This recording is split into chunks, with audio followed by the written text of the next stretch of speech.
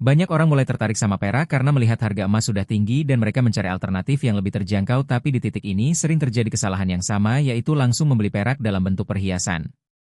Sekilas memang terlihat masuk akal karena perhiasan bisa dipakai dan tetap punya nilai, tapi kalau kita bicara dari sisi investasi, ini sebenarnya bukan pilihan yang paling efisien.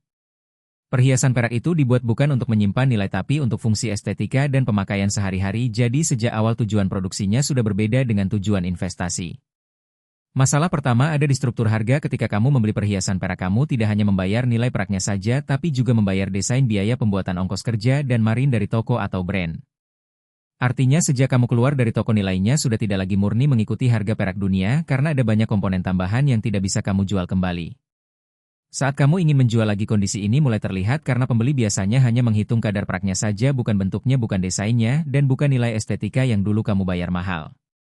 Jadi ada selisih yang cukup besar antara harga beli dan harga jual kembali, dan disitulah banyak orang baru sadar bahwa mereka sebenarnya sudah mulai dari posisi yang kurang menguntungkan. Hal kedua yang penting adalah kadar kemurnian perak. Perhiasan umumnya tidak menggunakan perak murni, biasanya berada di level 925, artinya hanya 92,5% perak dan sisanya logam lain. Campuran ini memang penting untuk kekuatan karena perak murni terlalu lunak untuk dijadikan perhiasan, tapi dari sisi investasi ini menjadi kurang ideal.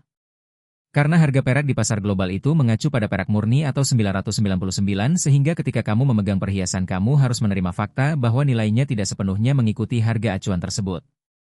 Berbeda dengan perak batangan atau koin investasi yang umumnya sudah memiliki kemurnian tinggi, bahkan 999 atau 9999, sehingga lebih dekat dengan harga pasar global dan lebih transparan dalam penilaian. Hal ketiga adalah soal likuiditas atau kemudahan dijual kembali. Ketika kamu menjual perhiasan perak, pembeli akan melihatnya sebagai barang leleh.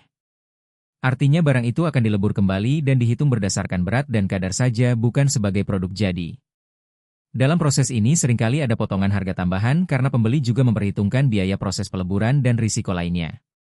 Sementara perak batangan atau koin investasi biasanya lebih mudah diperdagangkan karena bentuknya standar, jelas, beratnya jelas, dan kadar kemurniannya juga sudah terverifikasi. Ini membuat proses jual beli lebih transparan dan selisih harga lebih kecil dibanding perhiasan. Hal keempat yang sering tidak disadari adalah perbedaan tujuan antara konsumsi dan investasi. Perhiasan itu masuk kategori konsumsi karena ada nilai pakai, ada gaya, ada estetika, dan ada emosi di dalamnya. Sementara investasi itu fokusnya adalah penyimpanan nilai dan perlindungan kekayaan di masa depan. Ketika dua tujuan ini dicampur, hasilnya sering tidak optimal karena kamu tidak mendapatkan nilai maksimal dari keduanya. Kamu tidak sepenuhnya menikmati perhiasannya sebagai konsumsi karena kamu juga berharap nilainya naik, dan di sisi lain kamu juga tidak mendapatkan efisiensi investasi karena ada biaya tambahan yang tidak produktif. Jadi secara sederhana perhiasan perak lebih cocok dilihat sebagai barang gaya hidup, bukan sebagai alat investasi utama.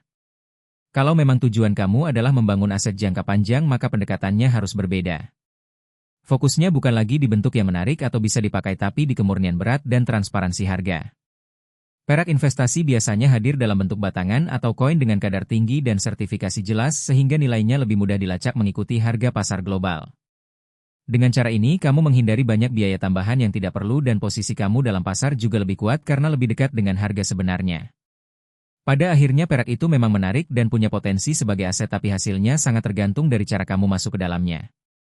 Kalau kamu masuk lewat perhiasan, kamu sedang membeli kombinasi antara konsumsi dan logam mulia, tapi kalau kamu masuk lewat perak murni, kamu sedang benar-benar menyimpan nilai. Jadi pertanyaannya bukan apakah perak itu bagus atau tidak, tapi kamu sebenarnya sedang membeli apa. Sekadar barang yang bisa dipakai atau aset yang benar-benar menyimpan nilai untuk masa depan.